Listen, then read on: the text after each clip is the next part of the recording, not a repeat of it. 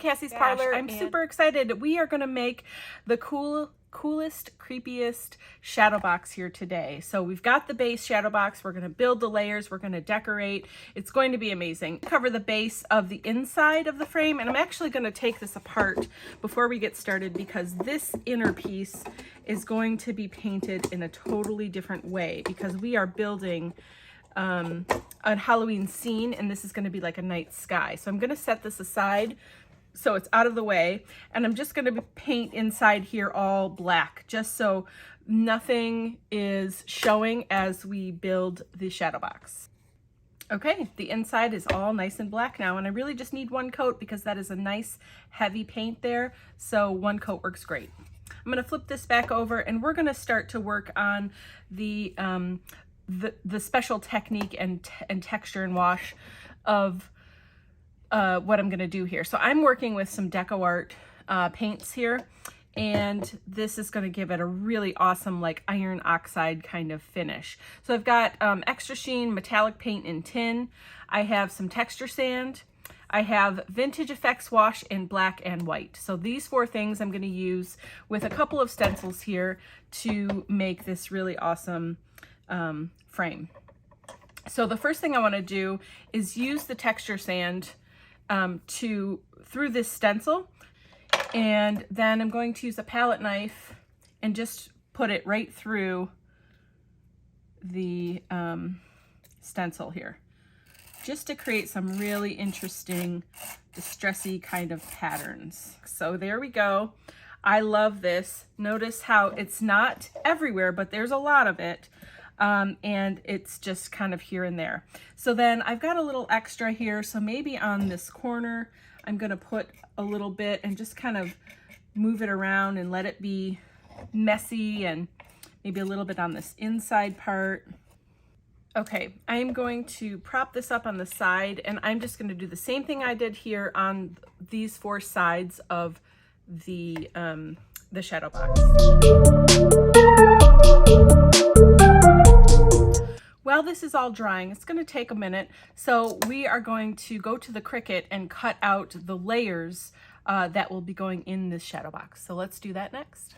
So to cut out the layers for the shadow box, we are going to be using 2 sheets of the 12-inch, 12 by 12 Grafix opaque black craft plastic. Okay, so that's this here, and I already have it on the Cricut mat and ready to go.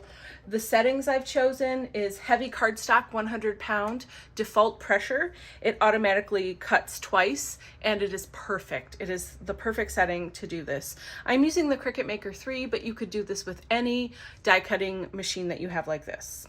So now I'm going to load the mat, and then we will cut the first 2 layers of this shadow box using this opaque craft plastic, and then the third layer will be different. And here we go.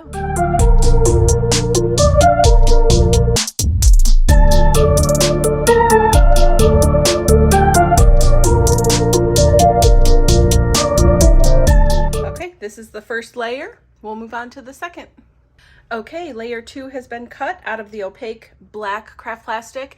Now we're going to move on to layer 3. Now for layer 3, I'm going to be using Duralar 2-sided matte film. It almost looks like a vellum. It's got a frosty finish, but it does a lot of really cool things. And I will be able to use paints and different things on this later to color in the moon. This will be the moon layer.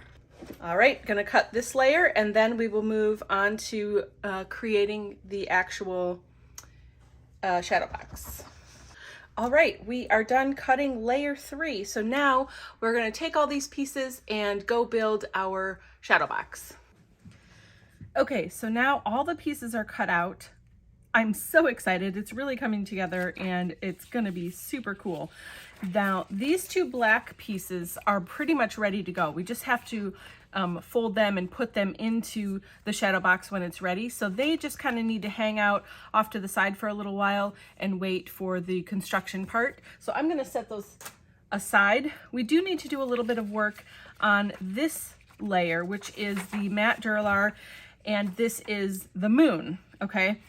So I'm going to do a technique with some Nuvo spray. This is like it's called Sparkle Spray. It's got a ton of shimmer in it and it's gorgeous. And the colors I'm using are Peacock Plume and Morning Fog, okay? So I'm just gonna show you a fun, easy technique that you can do with the matte Duralar to make a really interesting kind of moon and night sky textured kind of effect. So I'm gonna shake the Peacock Plume first and get all of the mica powder and everything mixed up there. And I'm just gonna spray a little bit, just a little bit, onto my glass mat here. And then I'm gonna take a little bit of water just to loosen it up. Just 2 spritzes real quick, okay? And I'm just gonna start with this. And I'm going to, now this is the way that it's gonna sit in the shadow box. So I wanna work on the back. So I'm just gonna kind of dip and squish. Look at that cool, oh, look at the shimmer and the cool texture. So you can do this as much or as little as you want until you get the desired outcome. It is amazing. You can make some really interesting backgrounds, shapes with this. You know, this could be even living on the front of your project. I'm just kind of going all over. I want it to be everywhere and I want it to be kind of random. Now this moon, I'm gonna have to fix it up a little bit at the end here because it keeps touching down. Now you're not really gonna see most of this, you're really just gonna see that moon. So I wanna make sure that that looks good. Look at how cool that is. It's got that swooping kind of texture to it. So let's look at the other side. So this is gonna be the back side of it, but look at how cool and easy this is. Really simple, super fast technique. You can even mix different colors and make cool things. And then this is what it's gonna look like from this side. Okay, so now while this is flipped over on the back side where all the ink is, I'm going to add a little bit of this Morning Fog. So I'm gonna shake it up here. I'm just gonna splatter a little bit, okay? Because I like the splatter of the texture there. And again, I'm putting it everywhere just in case a little part of this from a different angle shows here and there. I want it to, you know, look really good and be fully complete, but you're really mostly just gonna see that that moon, and this is going to make it look like, you know, it's going to give it like a little bit of a crater look. I'm going to try to flip this over and show you now, but see how that adds just a little bit more of that awesome texture. So I'm going to keep this nice and flat over here. So the next step is going to be, so this is the back of the shadow box. I'm first going to use some white heavy gesso to prime this surface so that I can put other colors on top of it. And we're going to do like a watercolor night sky, eerie night sky background. Okay, this is going to sit in the very back behind the moon and all the layers. So we want it to be a really cool spooky night sky. I've got 2 different watercolor paints. These are special though because these are from Jane Davenport, but these are special because they have, when they dry, they have a really cool sheen to them that is a different color. So this base color is a really nice deep blue, but when it dries, it will have like ribbons of pink running through it. And with this one, you can see here, the base color is purple, but when it dries, it's got some really cool green and like, you know, Halloween-y kind of green. I've just dried it, but I'm going to spritz really lightly across my background, and this brush is too wide. So I put a little bit of water on the background, and I'm just gonna take my brush and dip it right into this ink. I can always get more, okay? But this is really a deep, dark color. Ooh, okay, let's get more. Oh, this is pretty. So I'm just starting on the lower half, lower third, maybe up to almost half. And then I'm going to take the water again and move it around and kind of let it work its way back and forth. I do want to cover the whole background. Okay, so I'm going to cover the whole background with this. And while it's wet, you can really just see the blue. But the thicker it is and the less water you use, the more that pink will come through. So I'm just going to make sure there's some ribbons of a little darker blue in here. Okay, and then clean my brush, and then we will bring in that darker purple. Going to do the same thing and just wash over the whole background here Isn't this a beautiful purple? Oh my goodness, it's shockingly gorgeous. So I've got the color down. Now I definitely don't want a line there, right? So, and I want it to be more fluid feeling and looking. So we're gonna blend in the middle, okay, and bring this up a little bit. I want it to be a little darker in some spots, a little lighter in some spots. I'm gonna add more water. I really want to have just good fluid movement and it to feel really kind of organic. So this is great. We're gonna dry this and see what we have. Okay, this is dry now. We're going back to the top of the frame. The texture paste is dry. We are gonna cover this now with this Extreme Sheen tin paint from DecoArt, okay? So I'm just gonna put it right on the frame because there's no waste, and I can add more if I need to, and I can move it around, and we're gonna be using a lot of this paint on here. So let's just get to it. Got a nice big wide brush. We're just gonna cover the whole thing. And you could use a sponge for this if you wanted instead, you know, because you do need to kind of get in the cracks and stuff and make sure you get good coverage. You want all of that texture to show, and as we go, you'll see, I mean, it's gonna seem like as you're doing this, just this silver layer, that it kind of goes away a little bit. You can see it kind of, but as we bring in other paints and we do this full technique, you're really gonna see that texture just pop right back out. So this is just the first layer to get us primed and ready for this awesome technique here.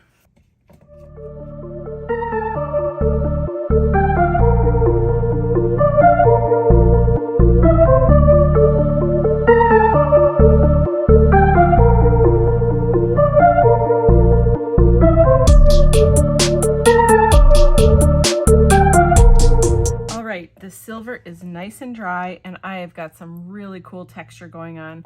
I used a heat gun to help dry this, so it was faster because I'm impatient, but also it gave me some really interesting texture within here.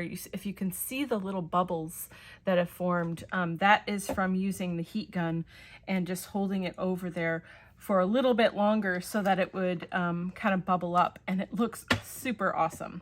So the next step that we're going to do is use this Vintage Effects wash in black, and just gonna give it a good shake.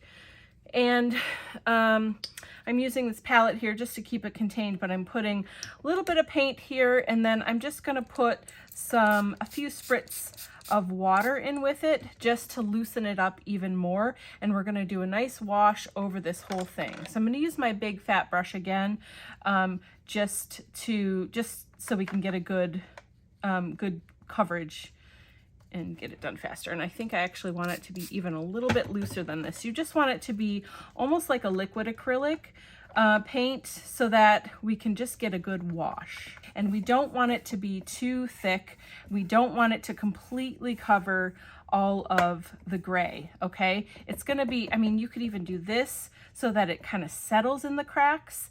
We're just gonna mainly work on this top piece for right now, okay? I'm going to show you my technique for doing this on the top, and then I'm going to take it onto the sides and do the very same thing. But I wanna show you what it looks like when you pull a little bit up. So here and there, I'm just going to pull, just using a paper towel, and I'm just pulling color here and there. And if you pull too much and you're like, ooh, I think I really want a little bit more right there, just add a little bit back on. As long as you're working while it's wet, you're gonna be just fine. Also, with the technique that I did where we're kind of just smushing the paint onto the top of the surface, it is nice to bring a paper towel in to get some of that up, just so you don't really wanna have too much of a pattern. You know, you don't want it to look, you want it to look kind of random and just distressed, you know? So this paper towel does help with that a bit. Now it's still pretty dark, and I really like that. I mean, this is a Halloween piece, so keeping it dark is good, and you can definitely still see the metallic underneath. I really kind of like this. So I think I'm gonna leave this the way it is. We're gonna have one more layer of wash, but we're gonna do it in white next time to now, so we've got the black going down into the cracks and really creating a lot of drama and contrast, and then we're going to bring the white on top of it so that all the peaks of this texture can then come forward, and it's going to create a lot of dimension for us. So I'm going to do the same technique to the sides and then dry it, and then we'll move on.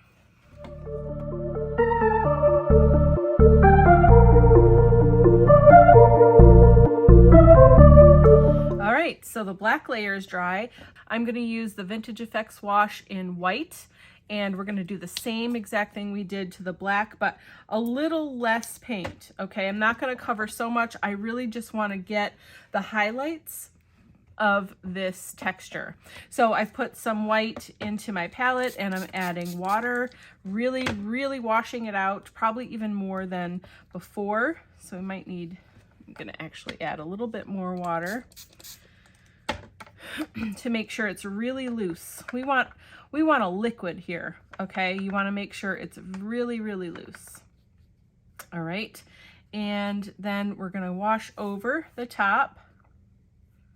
This is amazing. And I think I'm going to do one side. Let's just try it, and then dab. And I'm dabbing more than before. Okay. I really want it to stay a little darker, but see now how some of that highlight is coming through. All right, and going again around the side, and again I'm going to do this whole top section, and then I will do the sides the exact same way.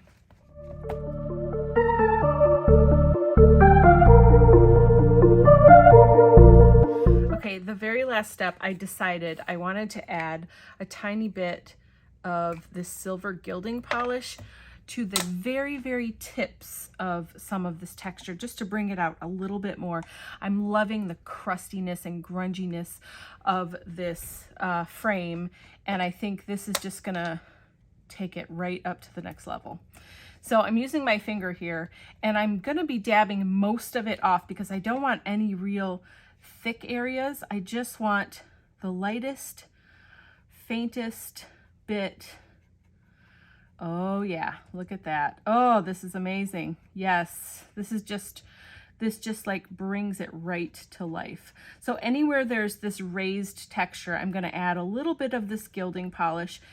So I'm bringing back all of the elements that we've worked with so far. And if you look at, this is the back, this is going to be the night sky. And can you see up here, you've got purple with the green and blue with the pink down there, and it is like flashes of color. It's amazing. I love it so much. So on all of these cut out pieces that we cut out with the Cricut earlier in the process, there are tabs along the edge, and there are score lines, so that I can just fold this right on the score line. Okay. And it's going to sit at a 90-degree angle, and this is going to be the way that I stick this into the shadow box here. So we're just going to do this to all three pieces. Okay, so for the adhesive, I'm just using double stick tape. Wonderful. So I would put a strip of tape along the very edge, and I would be closest to the center as I can. So this is the fold line. So let me just show you so that makes sense. This is the fold line in the front, and I would put the tape closest to that so you don't have a gap and it doesn't pull away. All right, so we're just gonna I'm putting adhesive around all three layers and all four sides. So I'm gonna flip this over. So I've got my top here, it's gonna be on the bottom close to me. Let me move these out of the way. And I'm just going to fit this in here. So then it's in here. I'm just going to fold back a tab and pull up the protective layer of that tape, and then just let it go. Stick it right down, and then go to the next side. That way you don't have to take it out and taking all that tape off and worrying about it sticking somewhere it shouldn't. This is just a really easy way. You get it in place, and then you just stick it down. Underneath, we're gonna do the next layer. Okay, make sure it's facing the right way. So these trees need to be on this side and this is the top. So we're doing the same thing. We're not going to take the tape off right away. We're just going to set it in here and let it kind of go, like bump up to the edge of the last tab here, and you can kind of feel where it is. And just make sure it's nice and flat here, okay? And then we're gonna do the same thing. Now this one, when you're starting, you have to be a little bit careful with the first one or two, just because it's not completely flat against the frame. It's kind of resting on top of another layer. So you just wanna make sure that you're not pushing too hard, okay? And just let it lay nice and flat, and it will tell you where it wants to go. All right, let's see how we're doing. Oh my goodness, look at how great this is coming together. Can you see the dimension? Wow, I'm loving it so much. Okay, so then the last layer, we're gonna bring this back. So this is my top, and same thing with the last layer. The main thing you wanna make sure with this last piece is that it's just flush with the edge of the inside of your shadow box, wherever that may be. And of course, all shadow boxes are gonna be different. So you may have to play with this last piece a little bit just to get it quite right for yourself. All right, but once you do, it's gonna be great. So I'm just gonna go around each side here and make sure I'm just lifting that one little tab and pulling the tape protective, and then making sure it's really kind of flush with the top of the inside of that shadow box there, and you will be golden. All right, let's just see how we're doing. Look at how cool that moon looked. It really adds an extra layer of texture here. That's fantastic. Okay, so now we need to get the light inside and the backing, and then we are done. Okay, so now to stick these lights around the edge and have them, you know, stay on the edges and not fall into the center, I am going to use some double tack mounting film. It's nice because you can just cut it to whatever size you need, and it's really sticky. And so I've just cut little strips here, and I'm just sticking it right to the edge of the frame and then peeling off the other side. So then we've got a sticky surface here to work with. So I'm going to do that around this whole edge, and then we will attach the lights. Okay, so when I'm putting this around, I want to make sure the battery pack can be, you know, on the outside, and we can attach it to the back. So leave a little bit of a lead of the wire just to give it some space, and then start sticking this around the edges.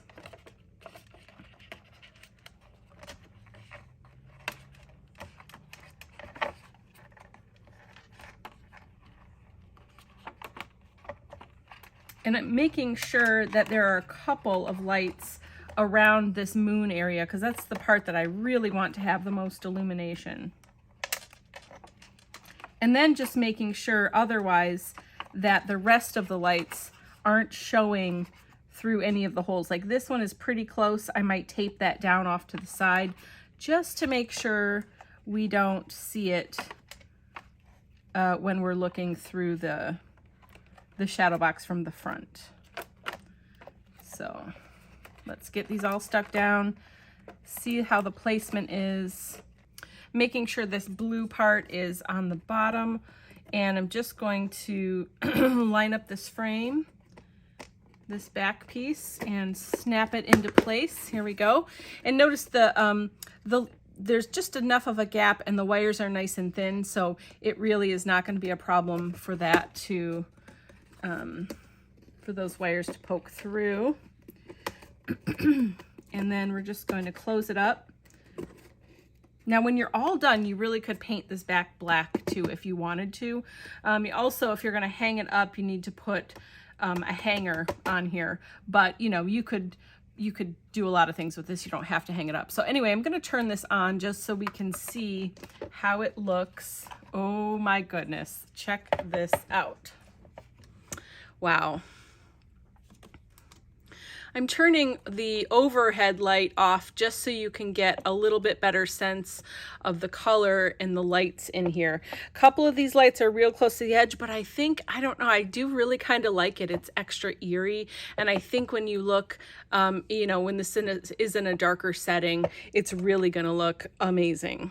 So there we go. We have an awesome 3D illuminated shadow box here. I absolutely love this.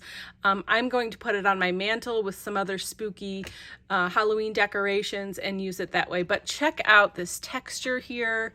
The way that everything is layered up and lit up. I love how the back night sky with those flashes of the pink and the green in there just add that little bit of extra eeriness to it. So thank you so much for watching. I hope you found some inspiration, and I hope you make one of these as well, and I would love to see it. Thanks again from Kassy's Parlor. Bye-bye.